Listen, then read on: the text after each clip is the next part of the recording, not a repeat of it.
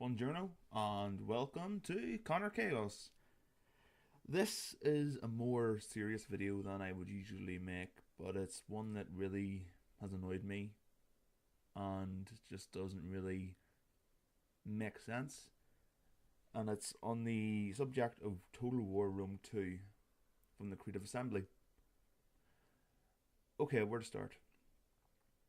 So, Rome 2 was released in what seemed to be an alpha or beta state. It was not finished. It had so many bugs. It had so many game breaking bugs, mainly, where people with high end machines couldn't run it. People with, well, not the best machines couldn't run it, but they had a lot more problems than most. But no, I don't think anybody can run it smoothly. There's people who are trolling saying they can run it fine. There's always going to be people like that. But the AI is horrible. New features that they've added are horrible, and the new features they've removed are, well, not the new features they've removed. The features that were in the original Total War games and every other Total War games, like family trees, following your commander's rank, and that's all been removed. And in the previous room, you had the Senate, which could issue missions, and you could gain popularity with the Senate and move up ranks through the Senate and build your career. That's been removed. The only decent thing I can think of in Total War Rome 2 are the incredible settlements and terrain. I love the battlefields, especially the cities. Each of the main cities looks unique. Uh, I love the graphics. I have a powerful machine, so I can knock it up to full. It still doesn't look as good as it did in Alpha, but you can tell anyway that Alpha was just polished up like crazy. And that's not such a big deal for me. But even so, I'm having serious issues where it's not using my CPU properly or my graphics card. It's not using the full potential. But anyway, on to the main issue of this video. Tim Heaton, who is the studio director of the Creative Assembly, he's one of the big shots, was interviewed by Gamasutra, or Gamasutra, however you want to pronounce it. And I'll post the link to this article down below, but I'm just going to give you the ins and out of what he says and get to the point of why I'm making this video. There was a lot of controversy over the release of Rome, and people guessing and speculating that it was released early because Sega was rushing them into it just to get a quick release. They made so much money off pre-orders. It's not hard to see why they wanted it released. The more money they could make if they actually released the game, because a lot of people are worried about the Total War games because quite a few of them have been released in unplayable states, like Empire. I think Shogun was quite buggy on release, and Medieval was quite buggy as well. And they've had to be two games, like Empire and Medieval were two games that were really fixed through the actual expansion packs. Kingdoms for Medieval 2 and Napoleon for Empire. But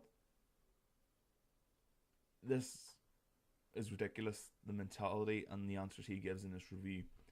I'm just going to go over a few things what he says, because he says a lot, and he's more or less talking bullshit about how awesome he and his guys are. And okay, now this guy worked for EA. He worked for Crytek. He was a developer there, and well, as soon as you say you work for EA, you know that the games he's developing can't be that good. I mean, the majority of them are shit nowadays. Crisis was good back then, but now I played Crisis 3 and I quite liked it, but it still felt like it was missing a lot of features. It was just, I don't know how, it was restrictive.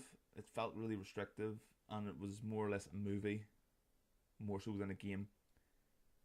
And I was more looking forward to the cinematics and cutscenes more so than the actual gameplay, because it wasn't really that exciting or, to be honest, exhilarating or heart pumping or anything. It was just boring. So what this guy says is that he used to work at EA, and at EA they accept nothing less than total perfection in their games. Medal of Honor Warfighter, anyone? Horrible game. Uh, to be fair, every EA game that's released now is horrible or average. But then he goes on to say that What the Creative Assembly aim for is to please reviewers.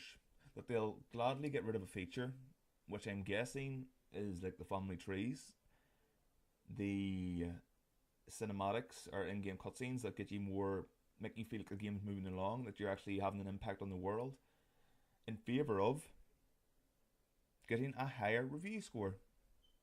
This guy said this.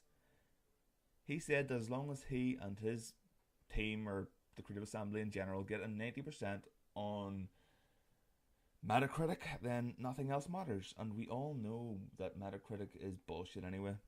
The guy, Metacritic is bullshit. There's a lot of games that are on it that Metacritic themselves give really high scores when they're shit. I mean, it gave Napoleon, or not Napoleon, Napoleon was actually pretty good. They gave Empire on release a 9 out of 10, 90%.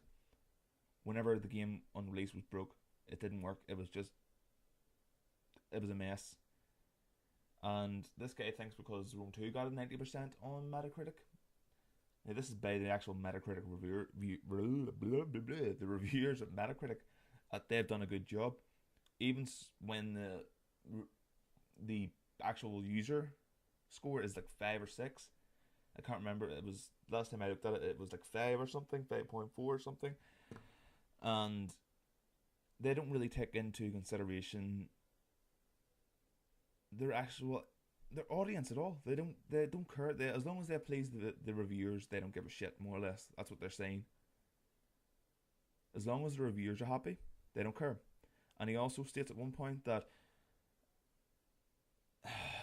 it's so ridiculous. This guy must have been high or something, or ready to quit and just storm out and go down in a blaze of glory or something. But he also says that as long as Sega are happy with the amount of money they're making and the Metacritic score, not their user score or all the reviews or people complaining about the game, but the Metacritic score, they might have actually been paid off to review this game in 9 out of 10, because obviously they weren't fucking playing this game. But as long as Sega are happy, they're happy.